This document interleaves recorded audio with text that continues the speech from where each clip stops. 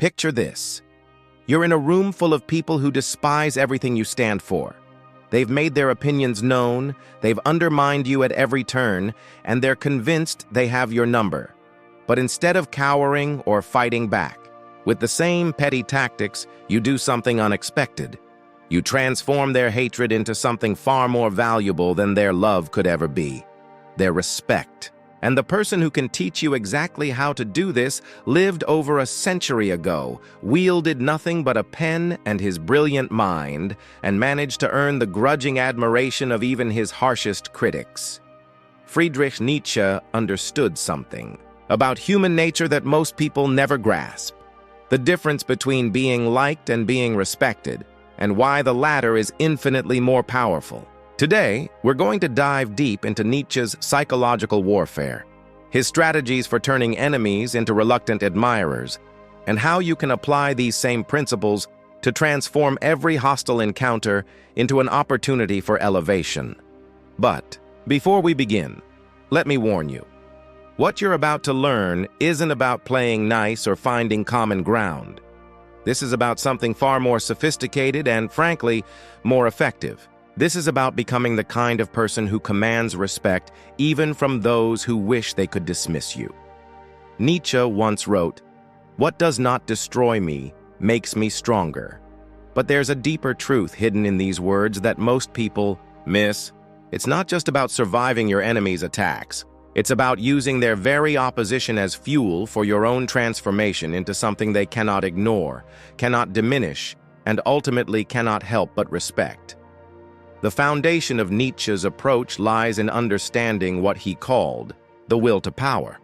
This isn't about dominating others in some crude, obvious way. It's about developing such mastery over yourself, such clarity of vision, and such unwavering commitment to your values that your enemies find themselves in an impossible position.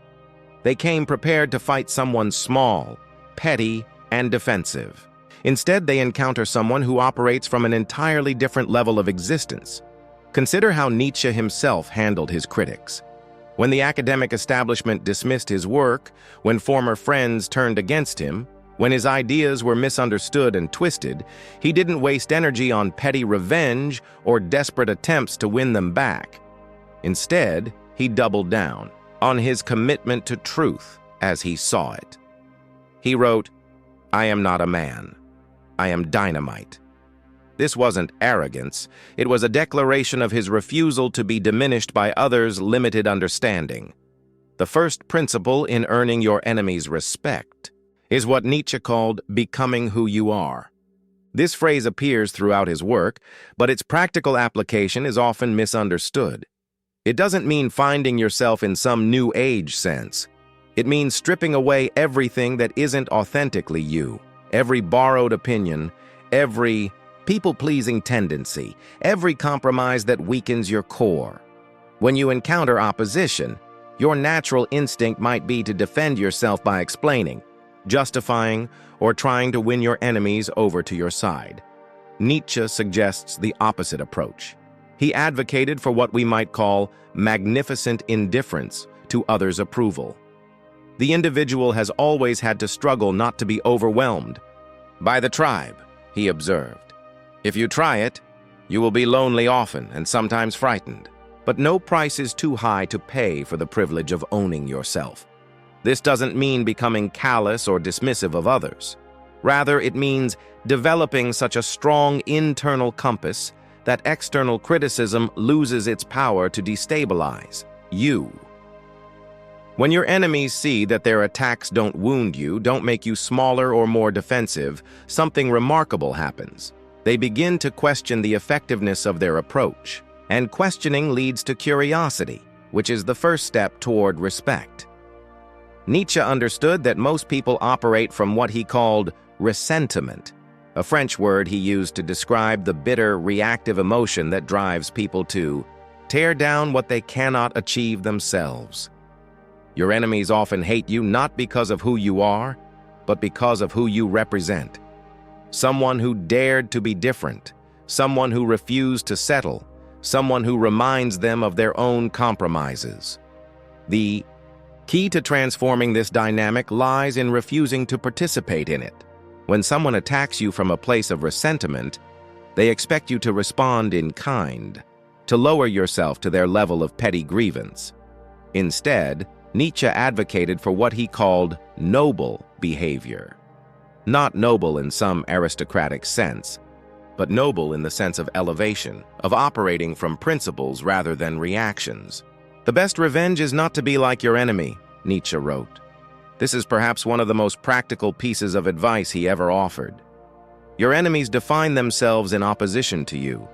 They derive energy from the conflict, from the drama, from the sense that they are fighting against something significant.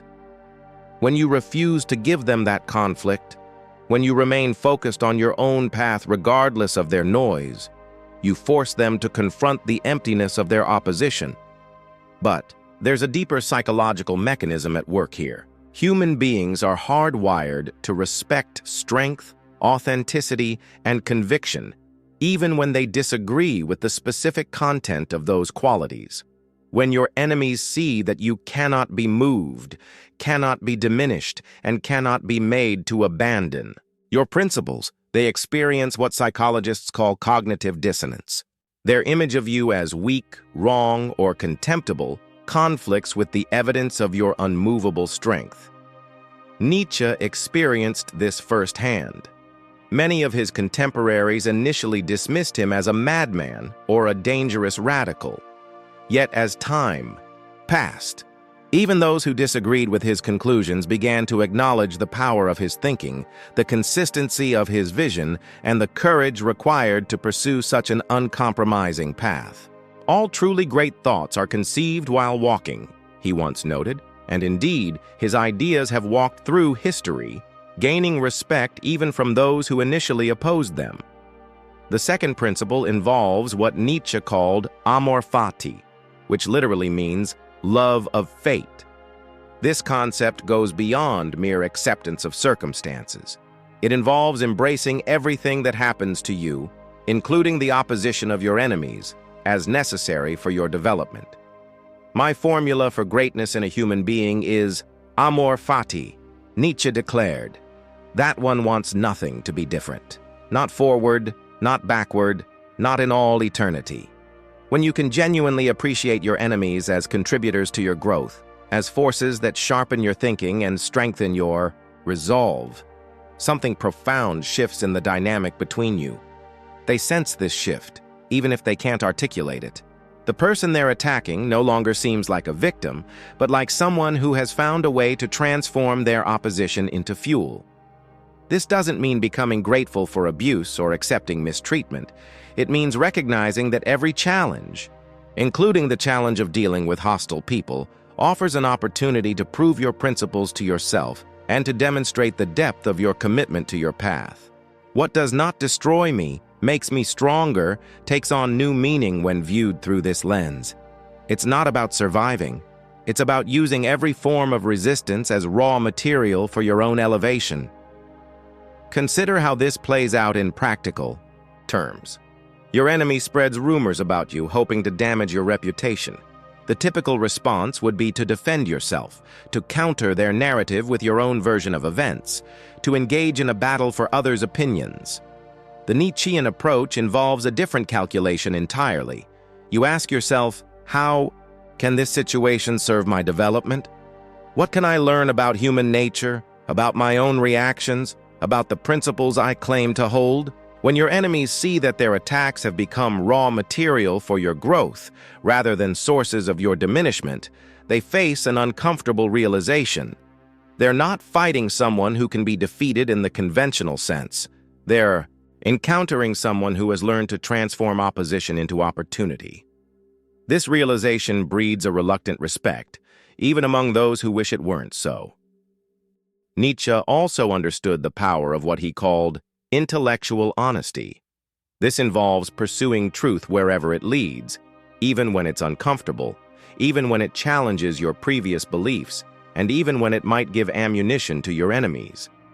It is not a lack of love, but a lack of friendship that makes unhappy marriages, he observed. demonstrating his willingness to speak uncomfortable truths about human relationships. This intellectual honesty becomes a form of psychological warfare against your enemies because it removes one of their primary weapons, the ability to point out your inconsistencies, your hypocrisies, or your blind spots.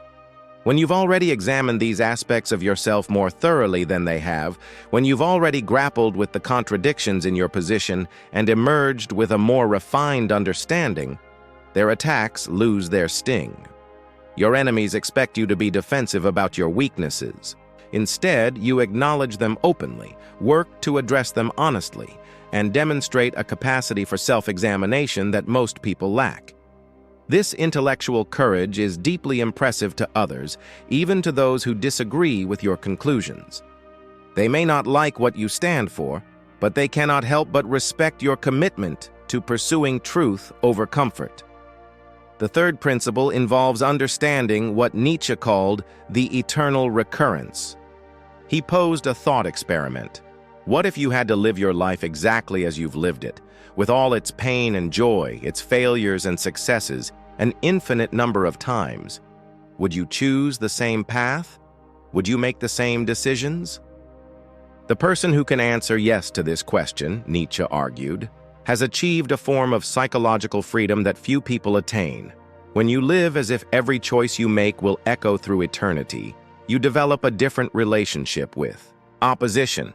Your enemy's attacks become less significant not because you dismiss them, but because you're operating from such a long-term perspective that temporary hostility becomes background noise. You're building something that will outlast the current conflict, something that will matter long after your present enemies have moved on to other targets. This long-term thinking has a peculiar effect on those who oppose you. They're focused on winning today's argument, on scoring today's points, on achieving today's victory. You're focused on building something that will endure. The contrast becomes apparent to everyone involved, including your enemies themselves. They begin to see their own pettiness reflected against the backdrop of your larger vision. Nietzsche wrote, "He who would learn to fly one day must first learn to stand and walk and run and climb and dance. One cannot fly into flying." Your enemies are often fixated on immediate results, on quick victories, on instant gratification of their desire to see you defeated.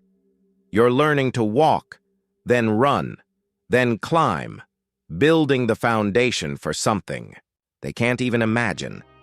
This patient commitment to long-term excellence earns respect even from those who initially sought to tear you down. The fourth principle centers on what Nietzsche called the creation of values. He argued that the most powerful individuals don't just follow existing moral and ethical systems, they create new ones. They don't just play by the rules, they establish new rules that better serve human flourishing. "God is dead," he famously declared, "and we have killed him." But this wasn't meant as a celebration. It was a recognition of responsibility. If the old sources of meaning and value no longer suffice, then we must become capable of creating new ones. When you operate as a creator of values, rather than merely a follower of existing systems, you force your enemies to confront you on a different level. They came prepared to argue about whether you're following the rules correctly. Instead, they find someone who has transcended the need for their approval of your rule following. You're not asking for permission to be who you are or to pursue what you believe is right.